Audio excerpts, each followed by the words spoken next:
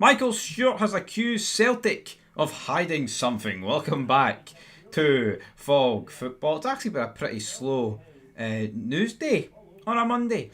Our content today has been primarily, I'll say primarily, it's actually been EA Sports FC 26. I know there's a lot of people that can't be arsed with the gaming side of things and FIFA these days, and I totally agree with you, man. I'll be honest, the FIFA's better than previous, but I'm only making fids on it because the subscribers, a decent portion of subscribers and members want it. And you know what? I give the people what they want. But Celtic, the board, didn't give their fans what they want. And Michael Stewart has accused them of hiding something. So, let's see here. Now, obviously, Celtic released their financials the other day. It was just, I think it was either Friday night or Saturday morning, right? There's a lot of profit in there. A mammoth post-tax profit of 33.9 million, and have cash in the bank to the tune of 77.3 million. Came after a frustrating transfer window where they missed out on a number of key targets, pinpointed by raging punters as one of the primary reasons they crashed out of the Champions League. Because it just forgot to load there, guys. It forgot to load. And the accounts served to further enrage fans who have grown frustrated at the perceived lack of spending in the transfer market. So, yeah, I mean, 77.3 million in the transfer kitty. Yeah, I think no one's under any... I mean, if you spend 77.3 million, you are going to build a team capable of beating Karat Almaty. Michael Stewart, during that game yesterday, said that they would have stood hell bit of a chance if they actually brought Tanicki in prior to the not party official game, the Karat Almaty game.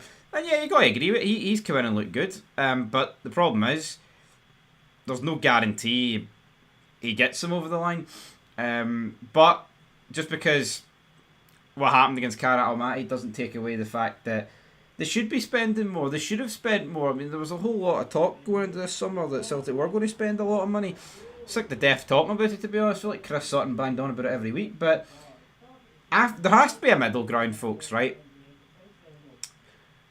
Karat Almaty isn't on the board for me. It's on the group of players, and it's on Brendan Rodgers.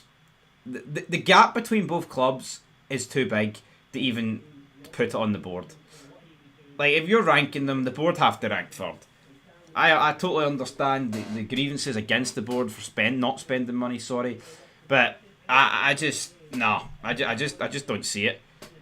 You know, even if Rangers, right, didn't spend any money in the summer, right, and brought in a couple of threes, right, and we had the start to the season that we did, I wouldn't be sitting here blaming the 49ers for the signings. I mean, I'd be maybe blaming them for the I am blaming them for the Russell Martin appointment, but you should just be doing better. You can't just pin it all. Now, if Celtic, for example, go at the Europa League and say they finish like 27th or something, then yeah, that's going to lie on the back of the board as well, even though the Celtic team right now is more than good enough to get in the Europa League, but it's a higher standard, and it's the same with the Karat Almaty.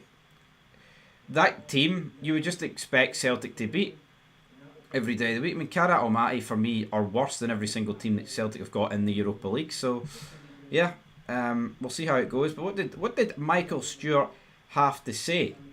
And I quote, "Celtic seem to be hiding the good news on a Friday afternoon because of that sort of headline. It doesn't help the position the board are actually trying to present. That exact story only goes to emphasise what a brilliant financial position Celtic are in. But equally, it goes to emphasise how poor the transfer window was and how it is a false economy when you are penny pinching or when you're not investing properly at the right time. There is potentially another 40 million on the line for the Champions League that they've lost out on because they didn't do their transfer business appropriately. Nobody's talking about spending crazy sums of money.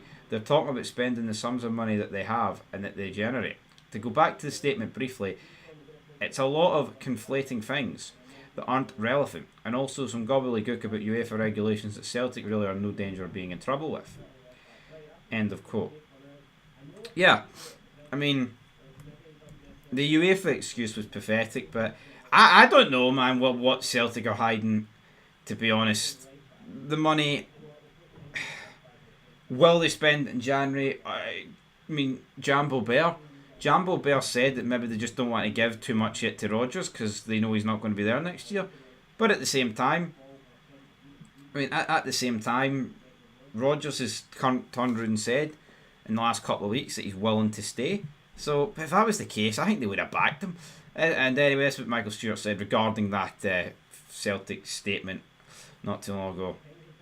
The statement is an absolute PR disaster. Talbot not being able to read the room. Of course, they were under pressure. I felt like they had to speak. But they had been better just being quiet than coming out with that. At no juncture in the statement did the Celtic board actually say, you know what, it's not been as good as we hoped. That statement could have been one word. Sorry. End of quote. So yeah, what do you think Celtic are hiding, folks? Are they saving it for a different manager? Are they saving it for January? Did they want to dip their toes in the Europa League? I don't fucking know. Obviously that last one's a bit of a joke. But anyway, leave your thoughts down below and peace.